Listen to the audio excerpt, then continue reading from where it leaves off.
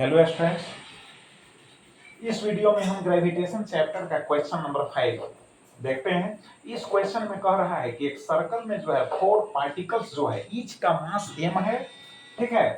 Mutual gravitational attraction के अंदर जो है सेम ऑर्डर में मूव कर रहे हैं और सर्कल का रेडियस कैपिटल आर है। तो कहता है find the speed of each particle, यानी प्रत्येक पार्टिकल का स्पीड फाइंड आउट करने के लिए कह रहा है। तो देखो यहाँ पर सबसे पहले सॉल्यूशन में हम फिगर ड्रॉ कर चुके हैं क्योंकि टाइम कम लगे इसके लिए। अब देखो यहाँ पर क्या है, पार्टिकल यहाँ है, यहाँ है, यहाँ है, 4 पार्टिकल्स हैं। अब यहाँ पर डायगोनल यहाँ शो कर दिए, सेंटर पता चल गया। अब सेंटर जब पता चल गया तो यहाँ पर जो होगा 90 डिग्री एंगल सबटेंड होगा, यानी बोथ जो डायगोनल्स होंगे इंटरसेक्ट करेंगे, है ना, एट राइट एंगल। क्लियर हो गया। अब एक स्क्वायर हो गया यहाँ पर। अब देखो इन दोनों के बीच जो डिस्टेंस होगा वह √2r होगा। इन दोनों के बीच जो डिस्टेंस होगा √2r होगा। इन दोनों के बीच √2r, इन दोनों के बीच भी होगा √2r। क्लियर हो गया। अब टोटल फोर्स किसी एक पार्टिकल पर फाइंड आउट करना है जो सेंटर के अलोंग वर्क कर रहा हो। तो देखो सबसे पहले हम F1 निकाल लेते हैं, उसके बाद F2, उसके बाद हो जाएगा F3, और F3 कौन होगा, यहाँ हो जाएगा F3, ठीक है। यह हो गया F2।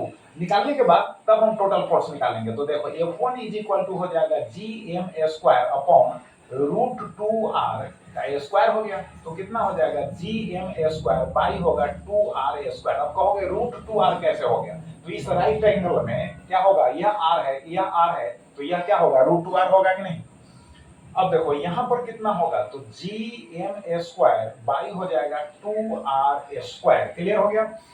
Similarly F2 is equal to also gm² upon होगा 2r², but F3 is equal to हो जाएगा gm² अपॉन 2r का स्क्वायर होगा, क्योंकि देखो डायगोनल जो होगा उसका लेंथ जो होगा 2r के इक्वल होगा, रेडियस तो r प्लस r 2r, तो यहाँ होगा 2r का स्क्वायर हो गया। दिस इज इक्वल टू हो जाएगा gm² अपॉन हो जाएगा 4r²। अब टोटल फोर्स निकालना है जिसका डायरेक्शन सेंटर की ओर होना चाहिए। तो F3 का तो डायरेक्शन जो है सेंटर की ओर है, ठीक है। अब F2 का एक कंपोनेंट, तो यह एंगल कितना होगा 45 होगा, यह एंगल कितना होगा 45 होगा।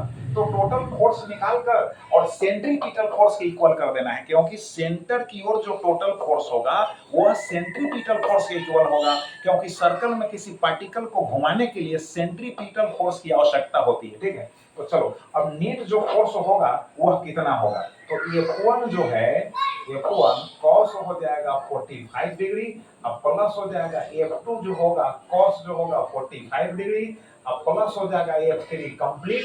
अब दिस इज इक्वल टू हो जाएगा mv² अपॉन हो जाएगा r। अब इसके है ना वेलोसिटी के डायरेक्शन को शो कर देते हैं, ठीक है। तो mv² अपॉन हो जाएगा r।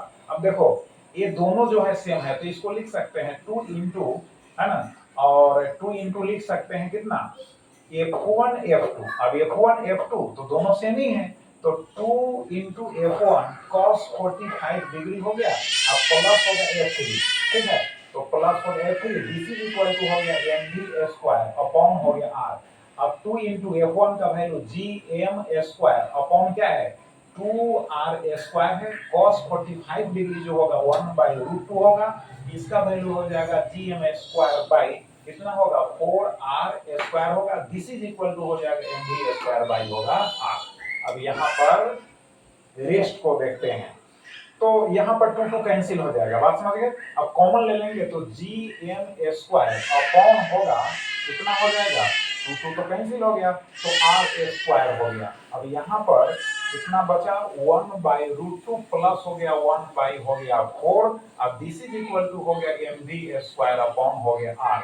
अब यहाँ से एक m जो है कैंसिल हो गया, एक r भी कैंसिल हो गया, तो gm बाई हो गया r इंटू हो गया एलसीएम ले लेते हैं 4√2 हो गया, ठीक है। यहाँ पर हो जाएगा 4, अब प्लस हो जाएगा √2 हो गया, अब this is equal to v² हो गया, v is equal to under root हो गया, gm बाई r हो गया, यहाँ हो गया 4 प्लस √2 डिवाइडेड बाई हो गया 4√2। अब स्पीड का यूनिट जो होता है मीटर पर सेकंड होता है, आप मीटर पर सेकंड लिख दो, हो गया आंसर। अब इसको आगे अगर फर्दर जो है ना, इसको सिंप्लीफाई करते हो तो यहाँ 4 को लिख सकते हो 2 into 2, अब फिर सिंगल 2, यानी एक 2 को रहने दो, अब दूसरा जो 2 है उसको लिख सकते हो √2 into √2, फिर √2 कॉमन लेकर इसका नेक्स्ट आंसर फाइंड आउट कर सकते हो। तो हम इतना ही रहने देते हैं, ठीक है। चलो रिवाइज करो, थैंक यू।